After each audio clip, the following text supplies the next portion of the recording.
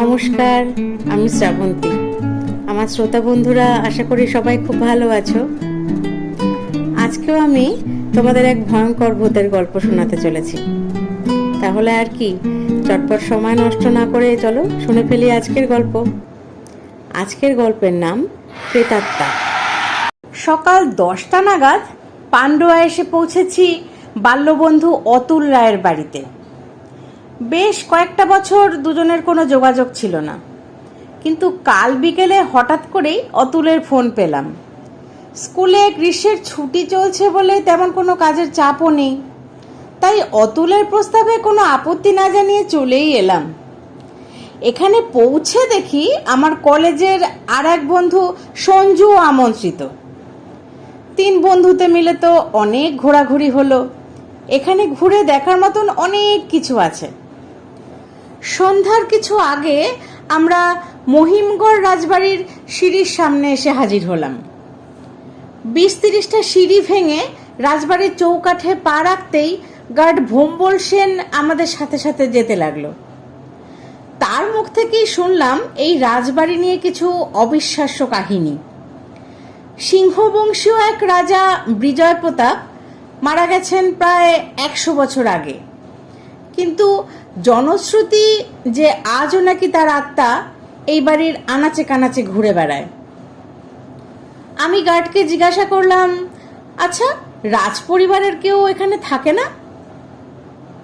শুনে গার্ড বলল, আর পরিবার, আজ যে এই রাজবংশের কেউ বেঁচে নেই, আর দূর সম্পর্কের যারা আছে তারাও এখানে আসতে আর সাহস পায় না।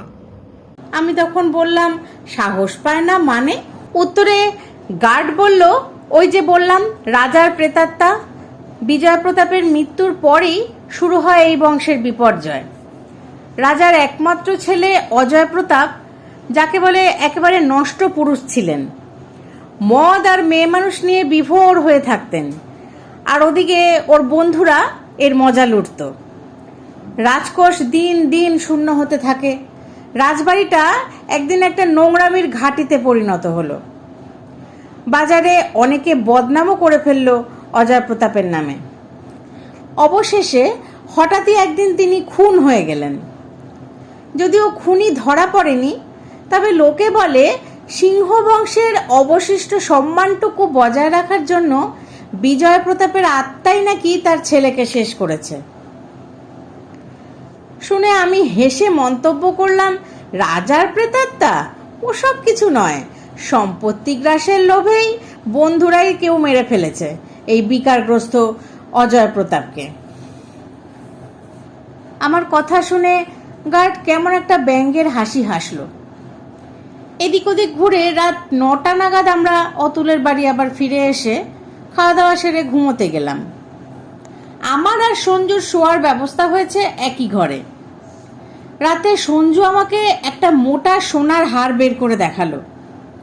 আমি হারটা দেখে চিনতে পারলাম, এটা তো রাজা বিজয় প্রতাপের মূর্তির গলায় দেখা সেই চেনটা।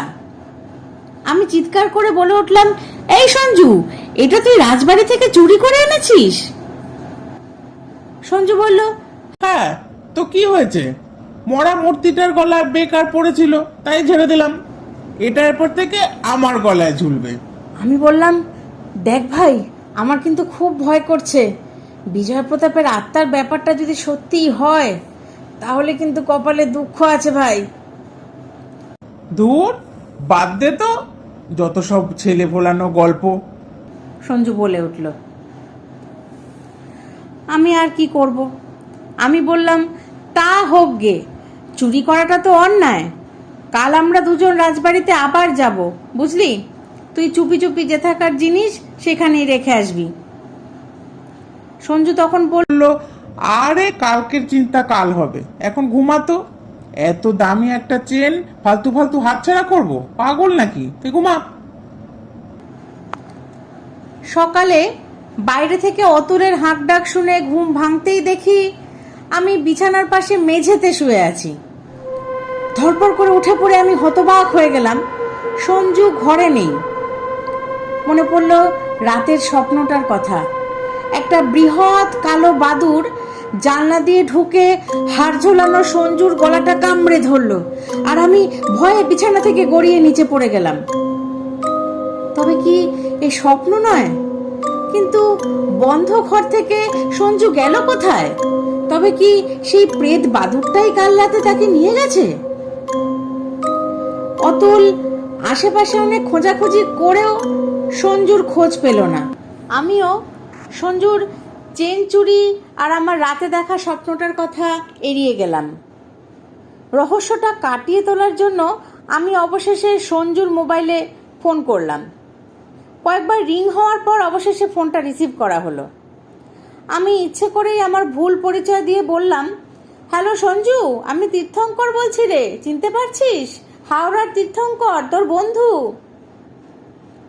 ওপাশ থেকে কান্না ভেজা গলায় উত্তর এলো, আমি সঞ্জু নই বাবা, আমি ওর বাবা বলছি। সঞ্জু আর এ দুনিয়াতে নেই। নেই মানে? কি হলো ওর?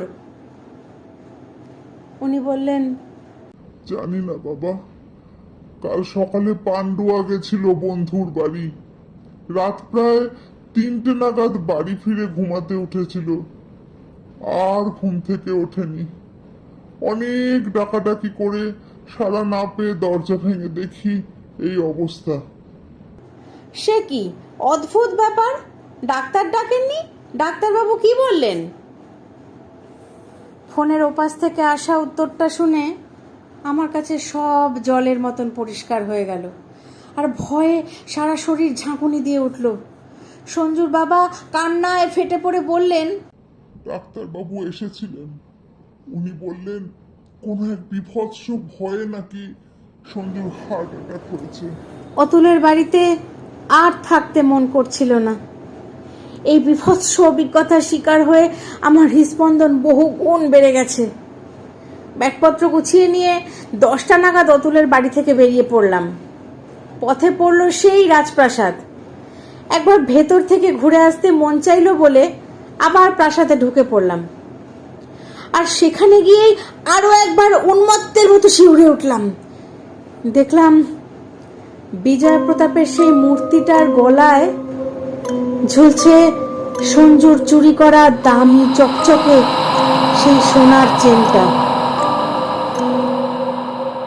বাপরে, কি ভয়ঙ্কর একটি ঘটনা! সত্যি সবকিছু মনে হয় এতটা হালকা করে দেখাটা ঠিক নয়। যেমন আলোর পিছন দিকেই অন্ধকার থাকে, ঠিক তেমনই আমরা যদি ভগবান মানি, ভগবানকে বিশ্বাস করি, তাহলে তার সাথে সাথে ভূতকে অবিশ্বাস করারও কোনো জায়গা নেই, তাই না? নিজে চোখে ভূত না দেখলেও এতটা অবিশ্বাস করারও কোনো জায়গা নেই, হয়তো আমার তাই মনে হয়। আর এসব ব্যাপার নিয়ে এত হাসি ঠাট্টা তামাশা করারও কোনো মানে হয় না। এত হালকাভাবে হাসি মজার ছলে সঞ্জু যে কাজটি করেছিল, তার ফলস্বরূপ সঞ্জুর জীবনে ঘটে গেল ভয়ঙ্কর বিপর্যয়। যাই হোক, তোমাদের কেমন লাগলো আজকের গল্পটি আমাকে জানিও প্লিজ। আর যদি তোমাদের আমার গল্প পাঠ ভালো লাগে, তাহলে বং বাংলা ন্যারেটিভস এই চ্যানেলটিকে সাবস্ক্রাইব করে বেল আইকনটি প্রেস করে আমার পাশে থেকো। আমাকে কমেন্ট করে জানিও তোমরা সবাই কেমন লাগলো গল্পগুলো। সোম বুধ শুক্র সন্ধে 6টা মানেই বং বাংলা ন্যারেটিভসের তরফ থেকে আমি শ্রাবন্তী তোমাদের জন্য নিয়ে চলে আসি অনেক রকম ভূতের গল্প। সবাই তোমরা খুব ভালো থেকো, সুস্থ থেকো। দেখা হচ্ছে আগামী দিন। নমস্কার।